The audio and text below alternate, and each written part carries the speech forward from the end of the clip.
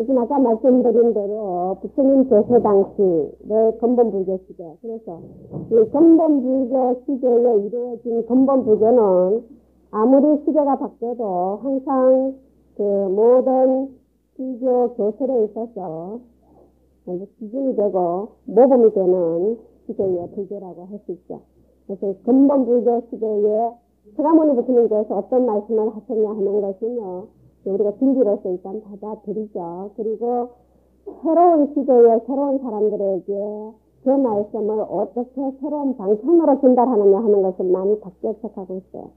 예를 들면은 서가모니 부처님께서 그 깨달음을 얻었을 때에 서가모니 부처님의 오도 방법과 오도 내용이 뭐냐라고 할 때에 부처님께서 말씀하신 게 전부 오도의 내용이겠지만 특별히 우리가 견명성 오도라고 할 때 그럴 때에 연기의 진리를 깨달으시고 십이연기 신약강을 통해서 이런 말씀을 하죠. 그래서 그 당시에 우리가 지금 선이라고 하는 정, 삼매, 명상 이럴 때 서가모니 부처님께서 하셨던 명상이 뭐냐 하는 부분은 언제나 우리들의 그 생정 바람에 있어서 기준이 되어야 될 텐데요. 그럴 때에 그때의 명상 속에서 이루어지신 부분을 한마디로 말하면 연결지를 깨달으셨다 해도 전혀 틀렸다고 말씀 안 하신다는 거예요. 그럼 다른 부처님께서 하신 모든 말씀은 전부 연기의 진리와 연결되어서 정말 말씀이 될 수 있다고 보는 부분이에요.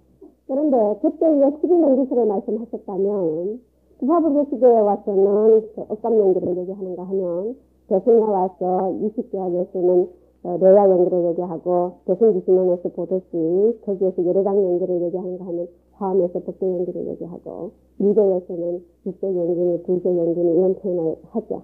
그러니까 연기처럼 전천이 돼도 연기의 진리 부분은 항상 영원히 그대로 이어져 온다고 보는 부분입니다. 그래서 이 근본불교 시대에 말씀드렸던 부처님의 교설 부분은 그리고 부처님께서 우리에게 가르쳐 주셨던 그 방향은 우리에게 있어서 언제나 모델이 되고 기준이 되고 언제나 되살려야 할 부분이라고 보는데요. 이후에 많은 변천이 일어났다고 보는 거죠. 왜 그렇게 일어났느냐 하는 부분은 반드시 까닭이 있겠죠. 전부 다 연기법이니까. 그래서 그 까닭과 해결했던 방법과 그로 인해서 끼쳤던 영향 이런 부분들을 함께 부분으로도 다 살펴되지만 전체 불교사의 흐름에 있어서도 연계해서 살펴봐야 될 내용이라고 볼 수 있겠습니다. 그런데 지금 서가모니 부처님께서 열반에 되시고 약 100년 뒤에 불교 재단이 크게 둘러 나뉘었다 하는 건데 이것을 아까 근본 비밀이라고 그랬죠. 열반에 되신 후 이 말을 우리가 약으로 쓸 때에 에스크 붙다 이래서 AD로 나눴어요. AD. 그런데 근본 분열이 일어났더라. 성자부와 대중부다 하는 거죠. 이때 제일절직이 나오는데 이 말씀은 우리 스님들이 많이 보셨을 거예요. 그렇죠? 이때 문제시되었던 부분을 우리가 식사로 보죠. 식사 정법, 식사 비법. 이 식사가 정법이다, 비법이다 가지고 교단이 그때까지 부처님께서 열반에 되시기 직전 유생경에서 보이듯이 교단의 칠불체법을 말씀하신 이후에 계속해서 하나의 교단으로 이어져 왔던 게 이제 크게 둘러 나뉘게 되는데요. 여기에서 문제가 되는 부분은 다 아시죠? 가장 큰 문제가 지금 금언정이라고 볼 수 있는데요. 닷지족 기부스님들이 신도들로부터 포살받았죠. 금언을 다시 받았다 이렇게 말합니다. 그에 대해서 이를 제기한 분이 야사라는 분인데요. 그런데 야사라는 분이 닷지국 그 나라에서 주로 계신 분이 아니고 저 위에 북방에 계시다가 내려왔죠. 그러다 보니 부처님께서 열반이 되신 후에 약 100년 되다 보니까 그 지역에 따라서 많이 교단의 양상이 변했었던 부분을 볼 수 있는데요. 제가 이 부록으로 붙여놓은 부분 중에서 255페이지를 한번 봐주시면요. 그 앞부분은 253페이지부터 한번 보시면 제가 다른 데 있는 지도를 그대로 여기다가 따서 연결을 해놨는데 큰 지도상에서 메모로 되어 있는 그 부분 그 안이 확대된 게 그 위에 부분인데요. 거기가 서가모니 부처님께서 제세 당시에 주로 교화를 하셨던 지역으로 보죠. 그래서 그 부분을 그 뒤에 254페이지에 좀 확대해서 그 교화 범위를 말씀을 드려놨는데요. 가장 북쪽으로는 카필라바스, 가장 그 서쪽으로는 카오산비, 코산비라는 데고요. 가장 그 동쪽으로는, 오른쪽으로는 참파라는 부분이고요. 그리고 아래쪽으로는 그 지역 부분에 있어서 그 내려올 부분에서 보면은 뭐 우르빌라가 있는 쪽, 가야 있는 쪽, 그 밑에서 크게 안 내려온다고 이래 보는데요. 이 부분을 부처님께서 맨발로 걸어다니시면서 직접 교화를 하셨던 곳이고, 그런데 제자들에 의해서 인도 전역으로 퍼져나가죠. 근데 인도 전역뿐만 아니라 주변 나라까지 크게 부처님 말씀이 퍼지는 데는 아스카 왕의 역할이 크다고 물론 보죠. 자, 그런데 그 255페이지에 보시면요, 그 고대 인도의 16제국, 16제국이 4대 강국이니 2대 강국이니 이런 말씀들은요, 그 당시 정치 상황을 잘 보여주고 있는 부분이라고 볼 수 있어요. 그래서 그 경전에도 보면은 그 군대의 피해가 오히려 도둑의 피해보다 컸다 이런 말씀이 막 나올 수 있는 부분이에요. 부족국가를 이루었던 인도의 거의 대부분의 큰 도시들이 이제 전제 왕권이 형성되면서 전제 국가로 바뀌어가는 동안에 수많은 전쟁이 일어나는 부분이 되고요. 그 가운데에 부처님 나라 가비라가 그 코팔라에 병합이 되는 그 부분들이 물론 있죠.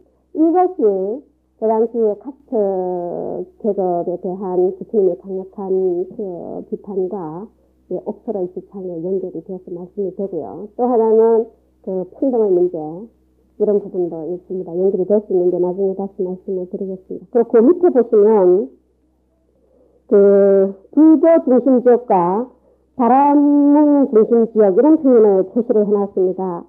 그런데요, 그 답지국은 보면은 사선으로 되어 있는 불교 중심 지역 범위에 들어가죠. 그런데 점선으로 되어 있는 부분은 바람문 교세가 굉장히 컸던 지역, 이 표현이죠. 자, 그러면은 그 사선하고 점선하고 겹쳐 있는 부분은 바람문 교세가 컸는데 부처님의 교화에 의해서 불교가 크게 퍼져나갔던 부분으로 볼 수가 있는데요.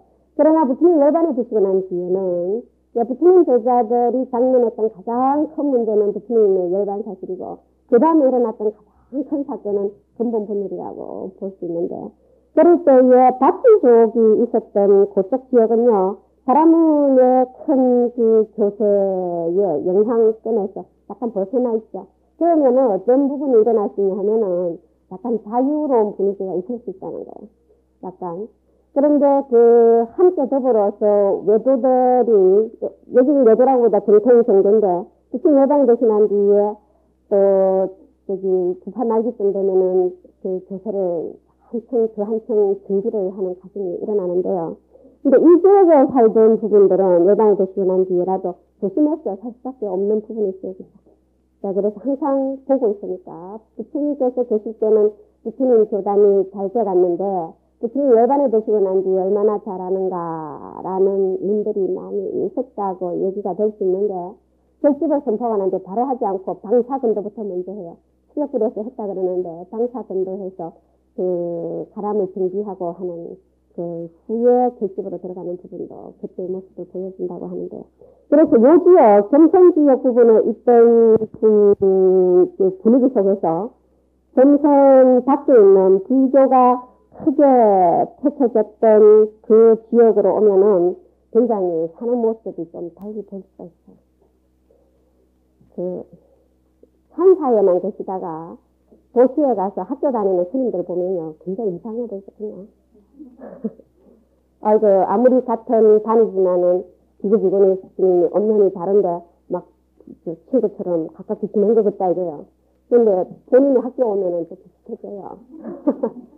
그래도 거기에 상당히 다른 모습을 볼 수 있거든요. 그런데 어쨌든 금은정 부분에 밭지족들은 부처님께서 계셨을 때는 이제 물밀교환 중심이었다고 본다면, 뭐 화폐 경제가 설사 일어났다 해도 또 농업 중심 국가였고, 그런데 한 100년 지나면서 화폐 경제가 막 발달이 되죠. 그래서 경전에 보면 장자들이 많이 등장하지 않습니까? 요즘 치면 대기업가들이라는 게 자본이 한데 모였다. 이래 볼 수 있는 부분이에요. 그래서 장사를 하고, 그래서 돈이 많이 생기고, 대상이 생기고, 이러면 돈으로 교환을 하는 게 훨씬 더 편한데, 그렇다면은 시민들이 의식주가 물론 해결이 되죠. 근데 이 의식주 부분을 처음 오비구들의 의식주 해결 부분은 사분율의 근도부에 보면 다 나와 있어야겠죠. 의근도, 식근도, 이런 약근도 이런 데 다 나오는데요. 그래서 처음에 가사를 구하는 것부터 아주 우리가 봤을 때 아주 이해하기가 아주 이상한 부분도 참 많이 보이는 게 처음이었으니까. 근데 이제 나중에 많이 그게 바뀌어 나갑니다만은, 그런데 사실 주차하는 거 처음에 수화암상이었으니까, 그래서 정사가 있다 해도 다 제공이 됐으니까, 불편한 게 없을 수 있고, 그런 식으로 되니까. 그 다음에 아프면 불안료 같은 약도 이제 사사공양으로 들어오니까 굳이 이제 저축을 의미하는, 또 소유를 의미하는 돈을 금은을 왜 가지느냐, 이런데요. 어떤 예수님들, 옛날에 어른스님들 다 주셔도 자기 또 돈 하나 가지려고 그러죠. 꼬마들 보면요, 먹을 거, 영양가 있는 거 더 잘해줘도 꼭 돈 가지고 뭐 나가서 이상한 거 사먹고 들어오려 한다고. 근데 자기가 필요한 부분이 있다 이거지. 돈 주면 살 거. 그러니까 그거에 대해서 가지도 되지 않냐. 근데 서가모니 부처님 당시에 그때 그거 가지는 걸 허락한 적이 없는데 하는 부분인데요. 그 중에서 예를 들면은 제일 먼저 나오는 뭐 가점정이라든지 이지정 같은 것도 마찬가지죠. 그래서 지금 교단이 하나의 단일교단에서요. 이 크게 두 보수와 진보라고 하는 상자와 대중이라고 하는 크게 두 교단으로 나뉘는 주요 문제가 물론 검은정을 했습니다만은 14인데요. 그건 안 지키도 된다고 하자. 이게 정법 아니에요. 그죠? 절대로 안 된다 하는 게 비법인데요. 절대로 부처님께서 정하신 것 외에 새로 방편을 터서 하는 걸 안 된다고 한 분은 누가 주로 할 것 같아요? 어른들이 주로 그랬을 것 같죠? 그래 하지 말고 그거 된다고 하자. 주로 젊은 사람들이 주로 하죠. 이 대중부가 주로는 이제 젊은 분들, 진보파 주인들이 많이 들어섰다 이런데. 연애는 어디까지 서로 올라갈 수 있냐 하면은 부처님의 10대 제자에서 이미 보수 진보가 보인다 이래봐요. 그래서 그 얘기를 잘 보여주는 것이 제1결집 때의 가습전자와 아란전자의 모습들이죠. 제1결집 때의 가습전자와 아란전자의 관계는요, 나중에 비구비구니 스님의 관계, 비구니 교단의 모습과 바로 직결돼서 나타나는데요. 이 부분은 일단 지금은 생략하고요. 어쨌든 내려오다가 다시 한번 계율 부분에서 진보 보수가 갈려지는 부분이에요, 여기가. 자, 그런데 이지정 부분, 우리 스님들이 만약에 이때 계셨다라면, 어쨌든 어른으로서 이제 기존 종단의 구성원으로서 양쪽을 택하지 않을 수가 없겠죠. 크게 둘러나눴다면. 나는 중립이다. 중립하여 안 보이거든요. 일단 근본 분열에서 상자부, 대중부만 말씀드렸지. 나는 이쪽도 저쪽도 아니다. 중립파하고 한파로 나눴다 말 안 했어요. 자, 그럼 우리 시민들은 어디로 가셨을 것 같으냐? 계율을 우리 잘 지킨다고 가장 잘 지킬 때죠, 지금이. 가장 잘 지킬 수 있어요. 나중에 한 5, 60 되면 가능한 한 전형력을 빠지려고 핑계대지. 그런데, 제 수준에 맞춰서 한 거예요. 그런데, 한번 보세요. 이지정이 뭐냐? 손가락 2마디 정도. 이제, 한 번 드시는데, 절식에서 한 번 드시는데, 사시에 공양을 드셔야 되면, 하늘에 해가 여떠 있을 때 해 그림자가 오는 게 정오잖아요. 근데 해가 서산으로 넘어가서 이 그림자 마디가 손가락 2마디 정도 되는 정도로 지나갔을 때까지는 먹어도 괜찮다 하자 이거예요. 그럼 우리 스님들이 11시 반까지 점심을 드셔야 되는데 어디서 볼일 보러 갔다 오셔가지고 12시 반에 또 먹어도 된다 하자. 후원에 가서. 절대로 안 된다. 상자 보러 갔어요. 해도 된다고 하자. 대중부에. 그런데 지금도 보면 남방스님들 오후 시간이에요. 그죠? 근데 오후 시간인데 우리는 오후에 먹으니까 상관은 없는데 대신에 이제 그분들은 육식을 하시는데요. 우리는 육식을 안 한다 그러는데. 근데 지난번에 스리랑카 온데 갔을 때 보니까 그 스님이 그 식당에 갔는데 서빙을 해주시고 마지막에 드시는데요. 그 국이 뭐냐 하니까 수프가 양고기 수프더라고. 그런데 우리는 못 먹겠으니까 안 먹었지만. 대신에 저녁은 안 드시대요. 그 우리만 받아서 그랬는데. 이 차이가 있죠. 근데 어떤 스님은 이제 5부식도 안 하고 6식도 하고. 5부식 안 할 때는 한국식이고, 6식 할 때는 남방식이고, 이제 어떤 스님은 둘 다 안 할 수도 있고, 이제 그런데요. 우리 학교에서 있다 보면은, 그 남방쪽 스님들이, 가끔 큰 스님들이 오셔서 학교 행사에 참여가 되면, 오전에 행사하고 점심 공양을 하러 가시는데, 하다 보면 12시 반 내지 1시 될 때가 있어요.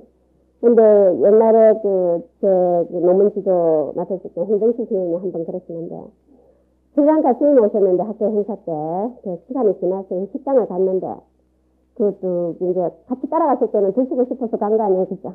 갔는데, 홍 박사님이 장난기를 좀 발동을 시켜가지고, 이제 음식이 막 나오는 중인데, 아이고, 이거 큰일 났네요. 이 시계가 벌써 12시 반이나 됐네요. 스님은 5부씩이시죠? 이래 붙어요. 못 드시지 않느냐, 이래. 그러면 그 다음날까지 굶어야 되는데. 좀, 식사를 안 드시는 분 계시더라고. 이제 뷔페로 갔는데도, 주스도 안 드시고, 물만 드시는 분 계시고, 같이 드시는 분도 있어요. 우리 스님들은, 어떻게 하지? 아마 친문반들은 안 드시는 쪽이고, 한반들은 드는 분들이 많이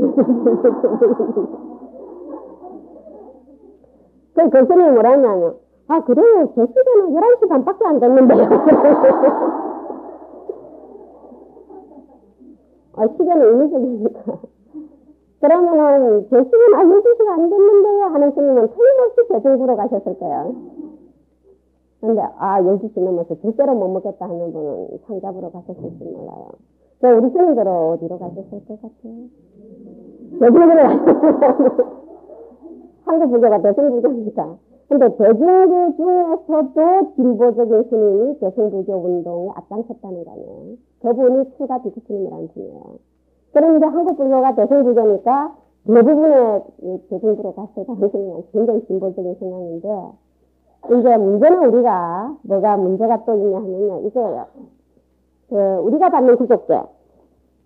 잘 지켜야죠. 근데 좀 이따가 졸업하시고 이제 비구니께를 받으셔야죠. 근데 우리가 받는 구속제는요, 상자부 대중부가 아니라 상자부예요. 상자부 중에서 법장부에서 판판한 10장이 4분의 1이거든요.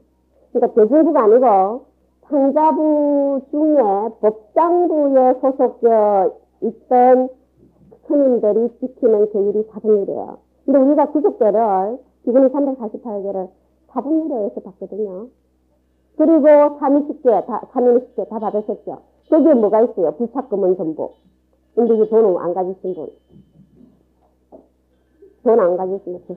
이때까지 한 번 더 추가하고 320개 받고 난 뒤에 주머니에 돈 한 번 가진 적 없는 분. 그러니까 우리는 불착금은 전부입니다. 우리는 무소유입니다. 우리는 4분의 1을 지킨다 해놓고 소유를 인정하는 대승정신을 선양해요. 대승정신이다. 대승정신인데요. 이 대성이 상자부가 아니라 진보적인 대중부 중에서도 진보적인 스님이 앞장을 서시고 그 당시에 소외됐던 많은 교단의 구성원들이 앞장을 섰거든요. 동참을 했거든요. 그러다 보니까 그 당시에 소외되었던 비구니 스님들도 계속 동참을 하게 돼요. 여기에. 그리고 제가자들. 그래서 대성의 운동을 하는 데에 기진을 했던, 그러니까 후원금을 냈던 명부를 보면은 비구니 스님이 굉장히 많이 들어있다는 거예요. 왜냐하면 비구비구니의 차별 부분에서 평등을 주창하는 쪽으로 동참을 했다. 이래 볼 수 있거든요. 자, 그러면 우리가 지금에 와서 강원에서 배우는 게 전부 대승정신이고, 이제 아함도 공부를 하라고 물론 내려왔다 해도. 그리고 마지막 이적 과목이 마지막에 배우는 과목 화엄경은 그야말로 평등 입성이죠. 천지식 가운데, 53천지식 가운데 여성 천지식이 21번이나 나와요. 40% 이상이 나오거든. 비하승까지 넣었어. 굉장히 평등 부분이 돼요. 사부대중이 다 들어가고. 비구니 스님은 아예 한 번밖에, 사자빈신 비구니 안 계셨으면 큰일 날 뻔했어. 그런데 그런데 그 교율이 우리가 지금 사분율 법장부 상자부 쪽 교육을 받거든요. 그럼 개인정신과 대성정신을 어떻게 조화를 시켜야 될 것인가는 전체가 고민해야 되는 문제입니다. 그래서 구속계의 사분율에 걸면요, 남녀 차별이 뚜렷해요. 교육수목 자체가 그런 거예요. 그런데 모든 그 기초교육기관에서 마지막 과목으로 설정이 된 환경은 단연 평등이에요. 그럼 평등과 차별의 조화를 어떻게 할 것이냐. 그죠? 자, 그래서 만약에 말이죠. 몸은 소승정신에 묶여있고 정신은 개성을 선양을 한다면 이게 조화를 시키는데 엄청난 갈등이 온다고. 한 발은 저희에 한 발은 기주에 놔두면 베트남 모여져요. 그래서 이 부분이 저는 화음을 좋아하니까 화음 평등 정신으로 얘기는 하는데 근데 우리가 분명히 구속계를 받은 입장이거든요. 그래서 원효 스님도 처음에 이 소승계의 대성적 이해를 어떻게 해야 할 것인가를 당신의 주석수석에 고민을 많이 해놓고 있어요. 처음부터 우리 사분율을 받아들였으니까. 중국에서도 처음부터 사분율을 받아들였어요. 그리고 그래서 절대로 우리는 돈 가지는 건 허락할 수 없다고 하는 상자부 쪽의 한 부파에서 지녔던 사분율을 지금도 가지고 있으면서 소유사 인정해요. 단 무소유 정신이죠. 무소유적 소유가 뭐냐? 공동소유라고 얘기를 하는데. 그래서 출가보살, 제가보살을 다 인정하지 않습니까? 그렇기 때문에 원산천지식의 구도자를 비구비구니를 내세우지 않았어요. 현재 동자를 내세우고 보살을 내세웠거든. 그렇다면은 이게 남녀를 다 불문하고 보살을 내세웠는데요. 대성적 인간, 대성적으로 봤을 때 가장 이상적인 인간상이고 수행자상이에요. 그런데 이 시대는 부파불교 시대는 가장 이상적인 수행자상이 비구스님이거든요. 물론 비구님들 포함한 비구스님인데 대성불교 운동이라는 게 비구스님을 가장 이상적 수행자상으로 내세운 게 아니라 보디사트바 보살을 가장 이상적 수행자상으로 내세웠다고. 물론 거기에는 비구스님도 들어오시고 비구니스님도 들어가셔요. 단 이제 대성적 정신을 가진 스님들이 들어가거든요. 그래서 우리는 지금 두 개를 같이 갖고 있거든요. 자, 그래서 어떤 경우에 아까처럼 어떤 경우는 뭐 육식도 하고 5분씩도 안 하고 이래 할 건지 아니면은 두 개 다 안 할 건지 아니면 어느 한쪽을 견지를 할 건지 라는 부분에 상당히 많은 갈등을 야기칠 수밖에 없어요. 그래서 우리는 괜찮은데 상대방이 걸면 다 걸리게 돼 있다고. 다 걸리게 되죠. 유독 비구비구니 스님 많은 사분율에 입각해서 하려고 그러죠. 딴 거는 사분율에 입각해서 결직을 안 하면서 예를 들면 이런 부분들을 그래도 지킬 수 있는 건 지켜야 되지 않느냐 이래 본다면 또 할 말은 없죠. 그래서 이런 부분을 어떻게 우리가 앞으로 방향을 잡아가서 하시면 함께 고민해야 되겠군요. 대승정신을 우리가 지금 안 하겠다 할 수는 없거든요. 그죠? 그렇다면 강원교육진체가 무너진다고. 그렇다고 대승정신을 살리려고 그러니까 현재 우리가 받고 있는 몸에 묶여있는 그 부분 우리 절대 안 지킬 수 없어요. 자, 그렇다면 어떻게 해야 할 것인가 하는 게 딜레마가 있을 수 있다는 거죠. 근데 어쨌든 그래서 대성운동을 대청자부가 아니라 대중국 쪽에서 거의 진보적인 스님이 앞장을 서셨는데 대부분의 참가자는 제가들이라고 보죠. 왜냐하면 제가가 숫자가 더 많으니까. 그러면 제가인들이 비구니 스님도 마찬가지로 왜 앞장을 섰겠느냐 하는 부분에서 대성정신이 뭐냐는 거예요. 그거는 무슨 말씀이냐 하면은 근본정신을 이어온다고 했지만 근본 분열 이후에 그동안에 뭐가 일어나냐 하면 부파의 분열이 계속 일어나죠. 계속 일어나서 통상 우리가 말할 때는 29파이죠. 그래서 부파불교 시대예요. 유치가. 그런데 대성운동을 일으킨 분이 부파교단을 향해서 너희들은 소성이다 이랬다는 거예요. 소성. 그래서 여기에 굳어진 분을 우복소성이라 그런 거예요. 대성에서 볼 때. 대성으로 올 생각 안 하고 계속 성문 영각성을 견지하는 성문정성 영각정성으로 굳어져 있는 분을 법에 어리석다 그래서 무슨 법이냐 대성법이에요. 그게 뭐냐니까 반야공이고 법공이고 이게 그래서 우복소성이라고 흔히 얘기를 하는 부분인데요. 그런데 왜 그러면 여기에 이러한 이 교단의 분열 못지않게 이거는 엄청난 대전환인데요. 왜 일어났겠느냐 하는 부분입니다. 근데 북방 쪽은 전부 다 이쪽이거든요.